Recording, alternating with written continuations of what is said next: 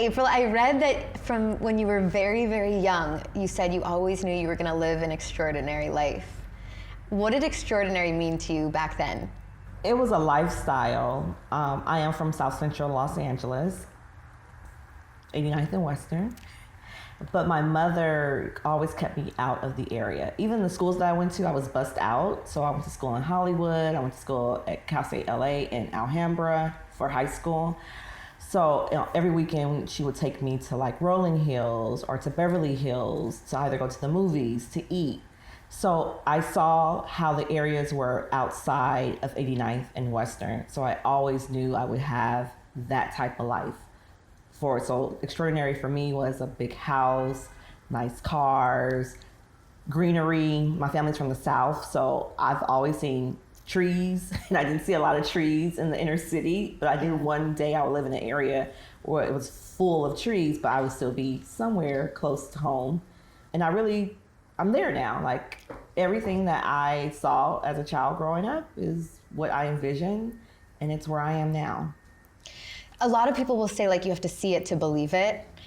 Even interviews I'll do, if I get nervous, I'll sit in my bed and I'll picture the way they're going, and oftentimes they'll go that way. Is there anything now that you have or don't have that you didn't envision? So I always knew that Afro Unicorn, my brand, was going to be a big deal. That was going to be I used to call it a household name. Okay. I just didn't know that I would still be the CEO. This is a wow factor. I really thought that I was going to have to sell the brand to a big major corporation in order to get it into mass retail. So it is a true aha, and it's also like a God moment. Like, you put it out there. You said that you wanted to be a household name. You thought you weren't going to still be in the seat, but I'm going to make it so that you can also still be in the seat and you can witness exactly what you manifested. When you say major retail, you mean Walmart, right? Walmart, Target, Penny's, Kohl's, CVS. We're going everywhere. So you're the first female Black-owned business to own a licensed character brand in a major retailer. Wow. That's what I said. Because when I think licensed characters, I think Star Wars, I think Mickey Mouse. That is pretty major. You're looking at the future, the next Walt Disney. So what does that distinction, that moment in history that you made mean to you? Everything. Because it's never been done before. And these are big, major companies. Everyone knows Star Wars. Everyone knows Mickey Mouse. So we're positioning it that everyone's going to know Afro Unicorn. That's a big deal, and it's female-led. Like, that's amazing. And it started as your favorite emoji, right? Yeah, the unicorn, yes. Yeah. And so how did it become this big business? So a friend kept referring to me as a unicorn for over 2 years. And one day I was like, Cortez, why do you keep calling me a unicorn? He said, well, because you have your multiple businesses, you're raising your boys. I'm a single mother. He said, you're a unicorn. I said, I'm just a woman, that's what we do. He's like, no, you do it at an extraordinary level. You are indeed a unicorn. I didn't know much about unicorns, being honest. I was very basketball, video games, growing up, She-Ra was my doll that I played with, not My Little Pony. So I had to go look to see what they were. I saw that they were mystical. I saw that they were unique. And I'm like, I'm definitely Black Girl Magic.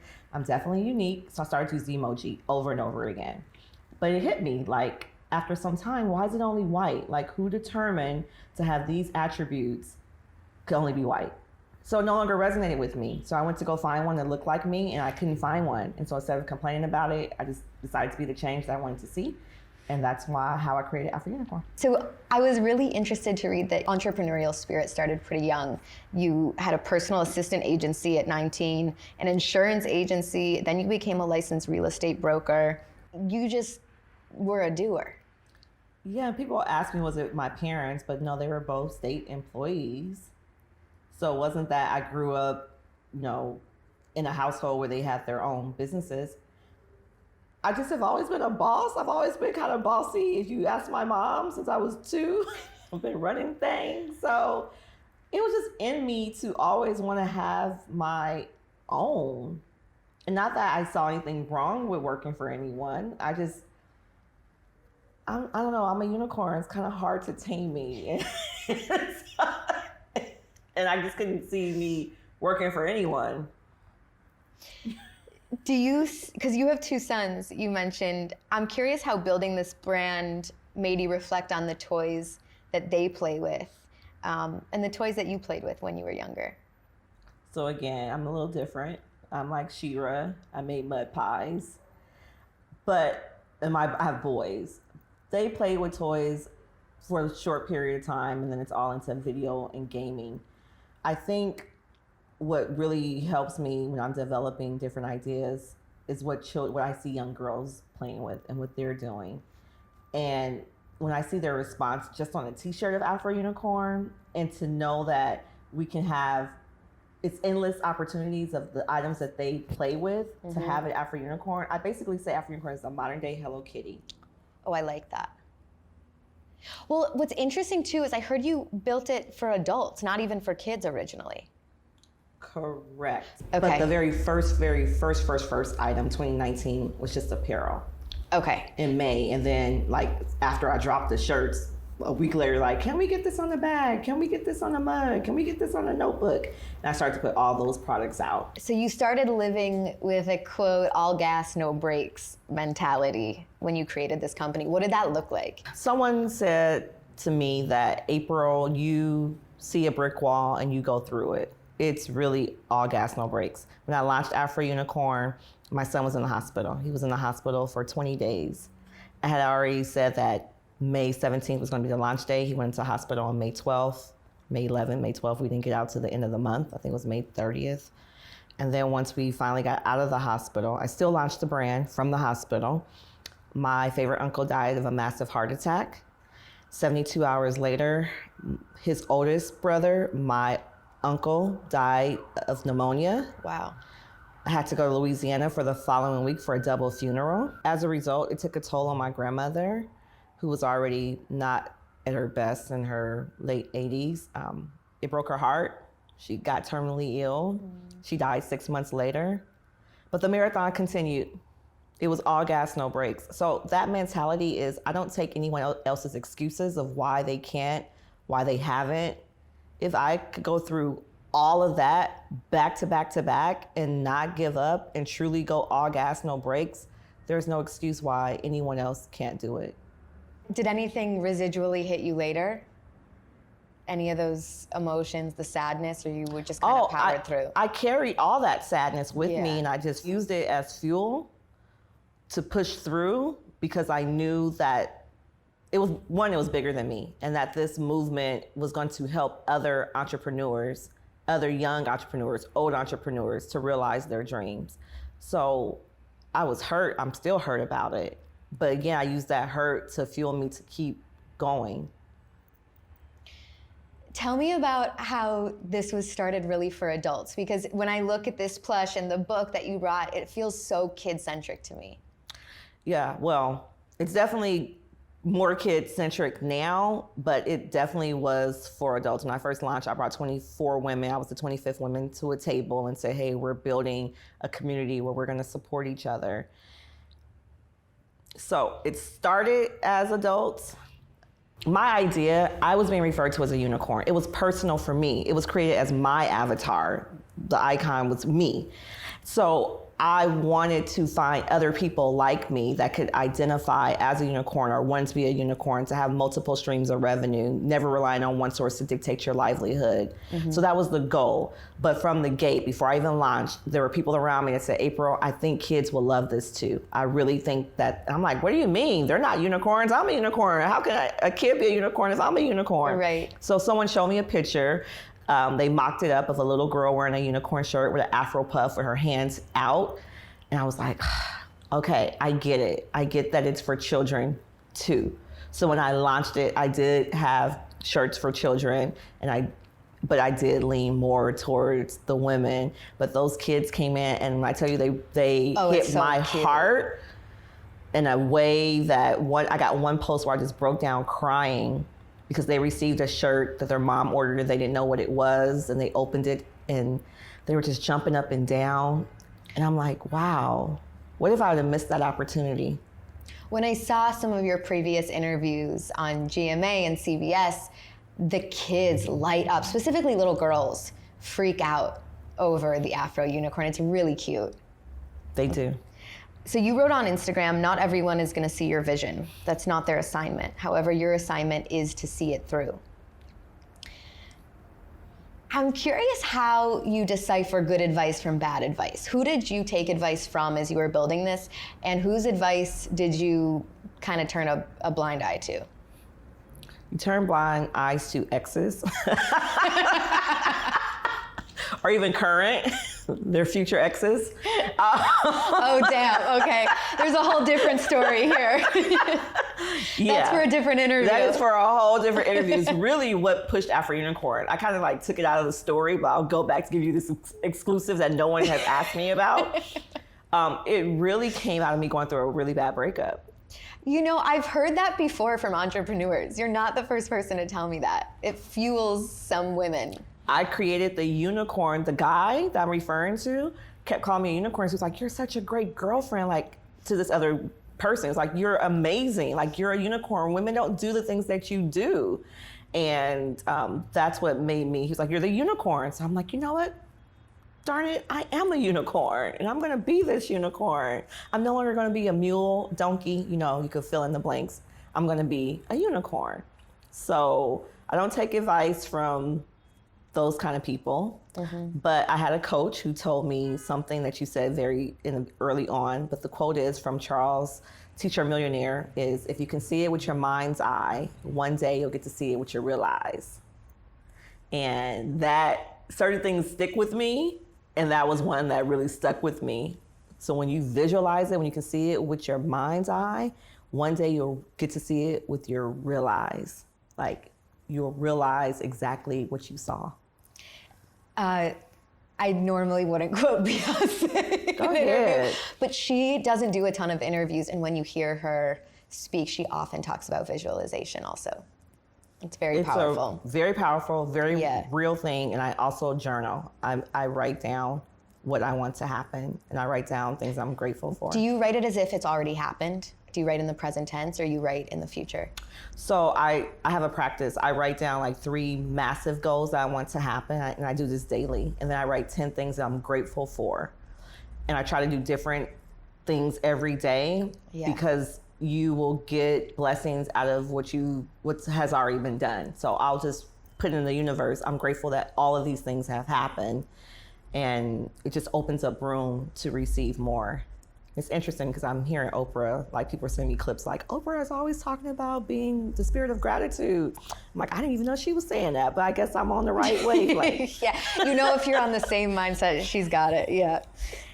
So you encourage your customers to connect with you and send videos and pictures engaging with all your projects. What has it been like to see your message of representation shining through these young girls? It's very emotional. Yeah. A lot of the times. And it's even, so to see the little girls, to see themselves, it's really, I know I'm part of history. I know I'm going to be like part of their forever. They're taking their school book pictures in Afro Unicorn. So I'm part of their story. But not just the little girls, we're impacting everyone, not even just women. I went to have dinner 2 nights ago with my family, and the waiter came, and I always wear Afro Unicorn, but he said, that's a cool Afro Unicorn. And I go, how do you know it was Afro Unicorn? And he looked up, he goes, it's you. Oh my God. It's you. He said, you've been sharing and supporting my business since I started. He started bawling out, crying. He started saying, there's times where I've wanted to give up. And then there you are Saturday morning, every morning, willing to share my business. What do you mean willing to share? You share other people's? Part of Afro Unicorn's DNA is that we support other entrepreneurs. I'm up every Saturday at 6 a.m., every single Saturday from 6 a.m. to 9 a.m., sharing everyone's page on my stories for free. Oh, that's beautiful. I haven't stopped. Yeah. For the last 4 years, that's what we do. And you see that people really respond. Oh yeah, I get so many. That was the first time in person to get that type of response. But I get messages all day about how they've gotten into different stores and how they wanted to quit, but they got a sale today. And I want to know about your hardest day as an entrepreneur. Like, I know quitting's not in your spirit. Yesterday. But what's been the hardest day for you? I have my moments. I'm not going to quit. I just recently spoke to my manager about this. I told him it's when I get into those fearful moments, it's okay for me to have them, because if you're not fearing what you're doing, it's not big enough. Mm-hmm. So it's the moments that I have is when I don't feel like the message is getting out there to enough people. My competitors are Star Wars, Mickey. I mean, they have major films, major location-based entertainment. We don't have that. Teams of people. Teams of people. So but I'm competing with these other brands at the same retailers.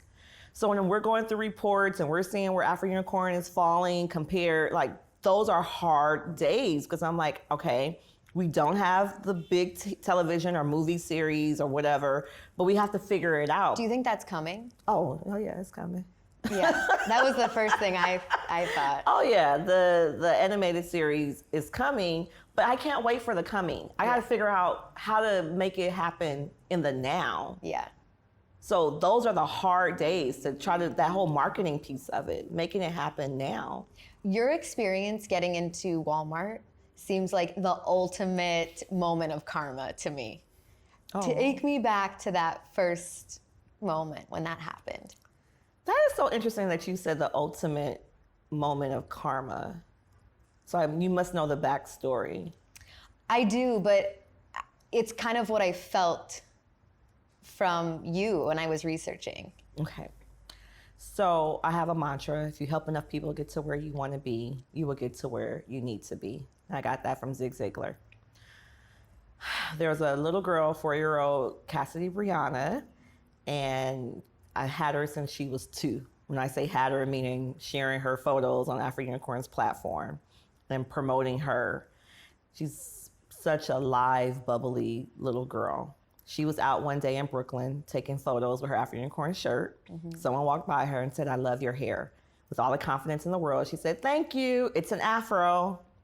That video went viral to every blog post you can think of sharing it. Viola Davis, Tina Knowles, and then Oprah Daily shared it. And when Oprah Daily shared it, that's when the merchant at Walmart saw it, and they reached out to me. And they said, "Hey, Afro Unicorn, what do you think about doing a party supply collaboration?" But the karma part is, Cassidy's mom had just sent me a card just almost a year to the date prior. And it said, "I hope one day we will be just as a blessing into your life as you have been into ours." Typically, karma doesn't happen that way. Like, it doesn't go full circle. Like, you'll put good out and it'll come back in a different way. But it's magical when it literally comes back the same way you put it out. If that video was never made, this opportunity wouldn't have happened. And her card, it's on my desk, that we hope that one day we can, I think it was impact. We can impact your life as much as you've impacted ours. I think for me, what Afro Unicorn has done, I've really, being honest, have lived in a bubble. I've really just thought that everyone was supportive. Everyone does this. So when I launched Afro Unicorn, it was a no-brainer to support other entrepreneurs, because I've always felt supported in my life. It wasn't until I got into people's stories and were like, "No one's ever supported me. I've never felt seen." I've always been a unicorn. This ain't new. Like, I've always had people around me cheering me and rooting for me and all of that. So I just was oblivious to think that everyone else had that as well. And I really say that I believe God created me for this position because of a couple of things. One, I've always just been confident. I've always thought that there was no one better, that even the skin that I'm in, that I just thought that it was great to wake up to be Black every single day. Yeah. To know that other people around the world, well, in the States, probably around the world too, or definitely around the world, but didn't feel that confident waking up being Black, not liking their hair, looking at other people, wishing they had this or that. So I really believe that I grew up with all this confidence, all this support, so that I can really pour it into others. I'm like, what? You poppin', you hot, like you everything. And I can truly do that from a very sincere place because I truly, really believe that. Mm-hmm. It's like the shine theory. Okay. I love that. I can't believe that your merchandise is next to Mickey Mouse, Star Wars, Disney princesses. If you can get into the weeds with me a little bit, I'm not even sure I'm going to understand all of the terminology here, so go slow. But what's the process like to have that type of ownership over a creation? Like, how do you license something and how do you get it on the shelves? So you have to have partners, licensing partners, because most people don't understand what that was about. And truth be told, he didn't know what it was all about because no one really knows what licensing is really about. So they're going into this conversation where Kanye is saying, no one's giving me the information. I don't know how to get my brand in these retailers and do it like the Calvin Kleins, the Ralph Laurens are doing it. And Sway is like, you're rich. Just go get a warehouse. Just go print your own clothes. Go print your own items. He was like, that ain't it, Sway. You ain't got the answers. I lost 27 million trying to do it that way. That ain't it. And so it was the information.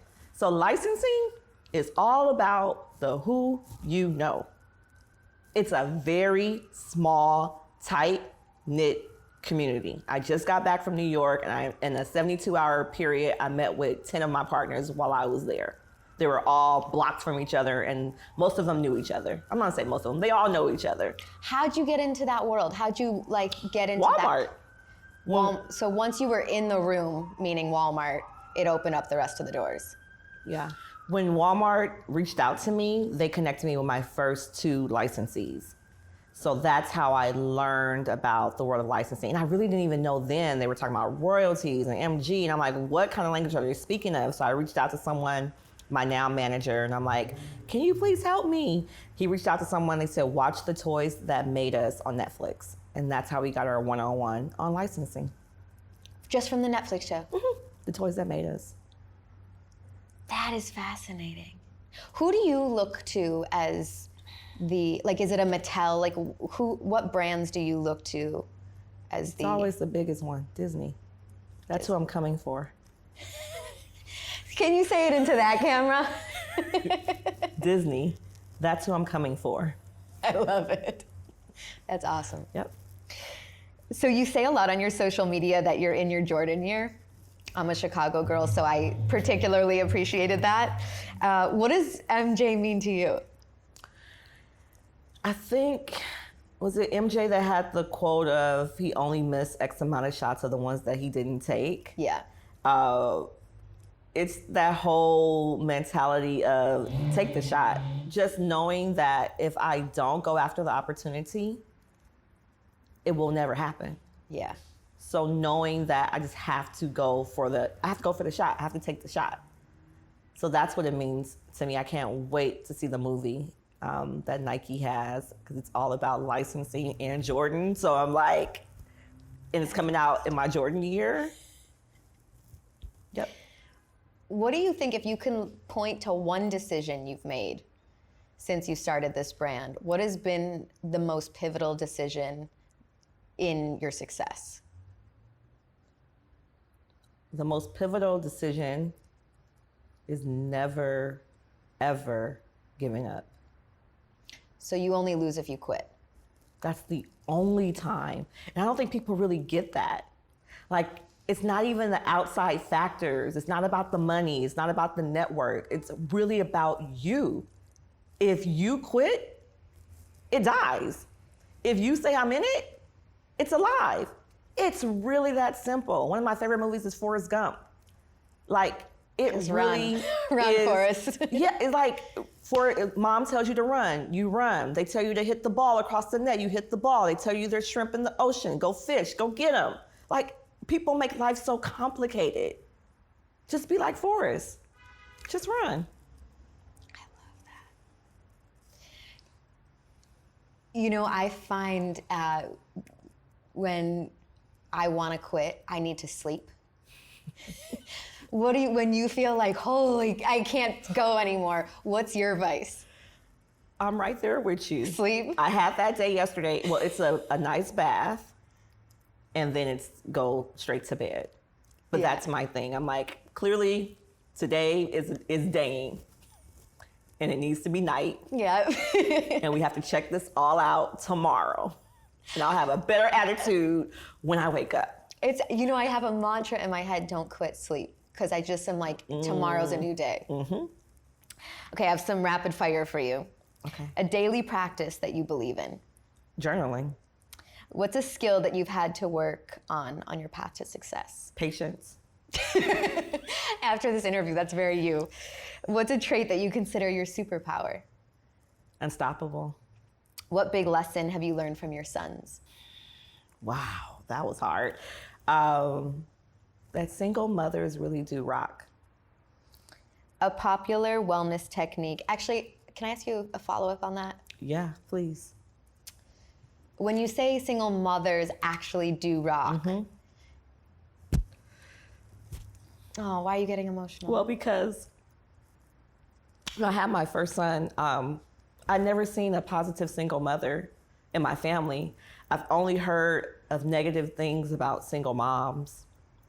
So when I did become a single mother, I just thought the world was going to come to an end. And so the lesson that I learned from my boys is that no, single moms actually do rock. So every time I have an interview, I say I'm a single mother of two amazing boys. And I like to say that because there might be someone else out there like how I felt that didn't think that you can be a single mom. That was the most horriblest thing in the planet Earth to be. But they see this girl is the first Black woman to have a licensed brand character in major retail, and she's a single mother.